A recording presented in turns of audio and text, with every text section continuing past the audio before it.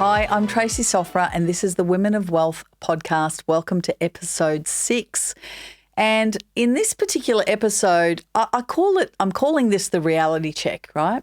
And the reason I'm calling it the reality check is because most of us don't really know where we're at right now, where we want to be, and what the gap is. So let me just say that again. So most people don't know financially where they stand right now, the here and the now. They haven't really thought about retiring, dare I say the R word, which means so many different things to so many different people. It could be about choice. It could be about reducing hours. It could be about totally retiring, whatever that is. They don't think about that and they don't know what that looks like, or they haven't sort of thrown or kicked the can down the road to understand what the numbers are there. And then obviously there's a gap between the now and that future. And I call that taking a reality check right now. Now, sometimes it's a bit confronting or maybe uncomfortable, but you know what? If we don't know where we stand and if we don't know where we want to go, then how the hell do we know what to do? That is the question. So starting with that, let me talk about the power of you earning an income. Every single day, we all go to work and we all make money in one way, shape, form or another. And we take for granted our ability to work for the next 10, 15, 20, 30, however long we have of our working life. And throughout our working life, we all get an income, yeah, whether you're in business or a wage or what have you. So we all make money, but we take for granted our ability to earn that income because one day we're all going to have to stop. You can't work forever. And we're all going to have to stop. So my question to you is, when you stop working, will you have accumulated enough assets that will provide you with an income? Where is the income going to come from when you stop working?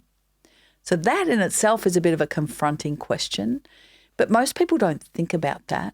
And when I say assets that will put money back into your pocket, I want to define a few of these for you in a sec. But what I'm trying to say is at the stage that you stop working, because while you're working, you're getting income. When you stop working, what have you collected or what have you put in the kitty that's going to look after you for the rest of your life?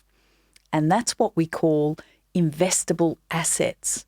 Now, cars are called assets, which they're not really. Your family home is called an asset. Well, that doesn't put money back in your pocket. We need cars. We need homes to live in. I call them toys. Some clients have, boats, caravans, jet skis and all of that. We need those. They're called lifestyle assets and most people have a car and a home and what have you, but they don't put money back in your pocket. I'm talking about throughout your working life, how much have you accumulated in your superannuation? How much have you accumulated in whether it's direct property or real estate investment trusts through ETFs, being exchange traded funds or managed funds or direct shares? How much of those assets have you accumulated that when you stop working, they're going to now put money back into your pocket so you don't have to get up and work again? That's really the simplicity of working out what everyone's trying to do in their lives to prepare for their retirement or prepare for when they want to slow down or when they want to have that choice. Yeah, that's what it's all about. So understanding what the meaning of assets are, highly misunderstood. Misunderstood because there's a lack of financial education. Money's a skill not taught. The media generally blow things out of proportion for headlines. And so there's not a lot of people like me out there simply stating the truth and what it actually looks like. So your job is to accumulate as many of these assets as possible so that when you do stop working, those assets are going to look after you. So let me jump into this reality check and let me talk to you about how we do this in my online program, in my private practice as a financial advisor. Really, this is what we do. We first calculate your current investable assets. So what does that mean? Well, you've got to list what you currently have. Do you have any direct shares? Do you have any blocks of land or investment properties that you're renting out? Do you have any managed funds? Do you have any other type of assets like there's term deposits in bank accounts? Everybody has super. And might I just say, super gets a bad rap because the government seems to be looking like it's changing the goalposts already, but I've got to say it is one of the best forms of retirement income that you can actually have. It is the lowest taxed environment at 15 cents in the dollar. Your employer right now, as I speak in this podcast, it's 11% of your gross income. It will go up to 11.5 from the 1st of July 2024. And then it's going to go to 12% 1st of July 2025. And that is of your gross income. That's massive. That's a gimme, right? So let's start taking that seriously. Depending on your income, if you're a high income earner or whether you're in business, it's not cookie cutter. So depending on your personal circumstances, adding to your super in the form of either salary sacrifice or personal contributions will also skyrocket that superannuation account balance. So that's a given. And then over and above that, whether you invest through managed funds or ETFs, direct shares or properties, they are the things that you need to be considering and going down that path and building that massive nest egg. So where are you right now? When you add those up, and we're not talking about your personal use assets, we're only talking about the investables. Let's take off any liabilities we have, which is any debts that we already have, and let's see what that figure is. So if that figure is, 400,000, then that is our starting point. And I'm talking about the lump sum of money. And this is probably a good time to talk about investments in terms of eating the tree versus eating the fruit. If you have a lump sum of 400,000, you don't want to be spending the whole 400,000. You want to be spending the return on investment that the 400,000 will give you, hence the fruit if you invest it. That is a key point in understanding what we're trying to do and how we're going to have an income in retirement. The income is going to come from the investment of the capital. The capital is the 400. Most people think they're going to spend the 400 if you're going to live off 100 grand a year, which isn't inconceivable these days with the cost of living. That'll last you 4 years. You need to invest that and potentially get 6-7% and live off that rather than the capital of the 400,000. So this is where we're actually going. So if your starting point right now, your current investable assets is 400, and say, and this is going to come back to, I'm sure everyone's heard of the $1 million to retirement. What does that mean? If you have $1 million in capital, it's invested, and you get 6% as a return on investment, that's 60,000. Now that's not worth as much anymore since inflation's so high and cost of living, but let's go with that example. So if you're at 400 right now and you need that 60 grand in retirement, the capital that's going to produce that is $1 million. And I'm being really conservative, and it's better to be conservative and stay around the 6%. You've got 600,000 to make up.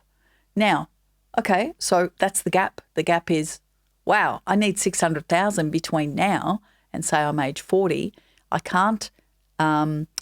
Retirement age is a different thing again, and I'll explain that in a second. But let's say you've got 20 years to go to age 60. You've got 20 years to make 600K. How are you going to do that? And that is filling the gap. And I'm going to talk about each of the elements in that particular equation as well. So it's basically saying, what are my investable assets? Adding those assets up, getting a total of, say, 400,000, looking at the future and saying, well, what's my desired retirement income? It's 60,000. Well, if you had $1 million as the lump sum being the capital, invested at 6%, it will give you the 60,000. So we're eating the fruit, but maintaining the tree, which is the $1 million. That's what we're trying to do. We're not wanting to spend the capital. How are we going to bridge the gap between the 400 and the million, which is 600,000, to get there? Well, we need to further invest. And what are the things we invest in? Well, obviously, as I've mentioned, there's super. There could be direct properties. There could be shares. There could be managed funds. There could be ETFs. There's a combination of things. It's not cookie cutter. It is case by case for every individual based on their income and, again, their starting point and their desired retirement income that they need. But it's really important to understand eating the fruit and not the tree. That is a really important point to make. And whilst we're working, you're going to build that. You might say, well, where am I getting the $1 million, Trace? Well, you've got super. If you start a share portfolio, if you buy a direct property potentially, if you start putting money away in direct shares maybe, or ETFs or managed funds, if you're doing a combination of those, at the end of the day when you go to retire, you can bundle them up together and group that into one lump sum of $1 million. Now, between now and then, there's a lot of other factors. I'm oversimplifying, but I'm trying to oversimplify to make the point of having that capital of $1 million and then simply drawing down, say, 6% of that, because depending on how it's invested will depend on what it will return for you. And again, so if it's invested in a balanced or moderate growth type investment, it should give you 7 to 8% net of fees and charges over the long term, but it will move up and down because if it's invested in property and shares, managed funds and cash, it will be diversified, but it will move up and down throughout the life of that investment. So how do we fill the gap? Let me come back to the gap. We know we're starting at 400. We want to get to the mill. How do we bridge that gap, right? Couple of things here. Bridging the gap. What's the time frame to retirement? I'm 40. I'm not actually 40, but we're using the example. I wish I was 40, but anyway, we're using the example of 40. So if you're 40, one given is I go to 60. Why? Because anyone born after the 1st of July 1964, they can't touch their super because super's preserved until such time as you reach preservation age, is age 60. So that by default kind of defines that time frame for that particular individual. And they say, great, I've got 20 years. You don't have to wait for super and preservation to retire. If you've managed to build $1 million prior to that age outside of super, you can retire whenever you want. There's no hard and fast rule as to when you can retire. It really depends on what you've been able to accumulate outside of super to be able to retire. But generally speaking, most people don't accumulate that much more outside of their super, and I'm generalizing, and therefore super defines that time frame for most of us. So if you're 40, you can't touch your super, it's preserved until age 60, so you've got to go until that point. That defines your time frame, 20 years. 20 years is a huge amount of time when you're talking about investing. So that's done. The next thing is, what is your risk profile? What does that mean? Well, what's your tolerance to risk? So there are certain questionnaires which you will answer and work out what your tolerance to risk is. Are you moderately conservative? Are you conservative? Are you balanced? What do all these things mean? Generally speaking, anyone, let's go with the balance because it makes a lot more sense. Balanced is anyone that has 50% in property and shares invested and 50% in cash and fixed interest. And all of us have those investments inside our superannuation funds. And that is how our super funds are invested according to our risk profile. That's if you've checked your risk profile recently. And if you haven't, go to your super statement and make sure you're checking all those things. It's really, really important. Make sure you don't have a chunk of money sitting in cash, which I've seen many times over the years. Having super sitting in cash is madness, particularly if you've got 20 years time frame for investing. You need to get it working for you ASAP. So just a little side note there to check that. But your risk profile, we use that as a barometer to work out, one, what your rate of return is going to be, and two, when you go to create new investments or review your super, you need to be coming back and saying, gosh, my risk profile came out as moderately aggressive, which is probably 70% in shares and property and 30% in fixed interest and cash. Does everything else line up? Does my super line up to that? Does the managed fund I'm about to go into line up to that? That's kind of like the barometer that we use. And that will also define how much money you make over those 20 years with the new investments that you're about to go into and the superannuation fund that is invested. The third thing is, how much have you got in excess cash flow to put towards this retirement strategy? Now, let me explain that again.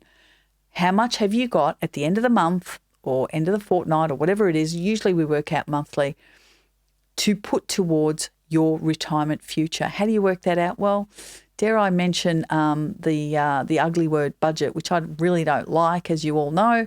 I refer to it as cash flow analysis. And simply put, it's what's coming into the household and what's going out. You need to be all over that. And then when you know what's coming in and what's going out, and if there's an excess left, let's hope there is, what are you going to assign that to? Is it a bit of shares? Is it a bit of property? Is it some direct superannuation? What is that going to go towards? But we need to know how much of that is going to go towards your retirement strategy. And finally, what is the desired retirement outcome? When we know those four they're the main moving parts in this equation. So let's work through an example and let me tell you what some of the of those moving parts, what you're going to have to adjust. So let's say I put in that at the moment I've got 400,000 and I've got 20 years and I need $1 million and my risk profile is balanced and I can I've got 400. I want 60,000 income in 20 years, so I need 600,000, and I've got, I don't know, say $1,000 a month that I can put towards that strategy, and my risk profile is balanced. When we put that through a calculator, we can quickly see whether we're going to reach that goal in 20 years or not. Numbers don't lie, yeah? If the calculations show that I'm going to need 22 years, the question I've got to come back to is this. Okay, Trace, you can have it, but you've got to work an extra 2 years. And if the answer is, well, you know what, I'm buggered. I can't. I'm stretching it to the 20-year mark. I don't think I can make it to the 22-year mark. And nobody expects you to know these things today. That is why we stay on top of our finances on an ongoing basis and make it part of our life.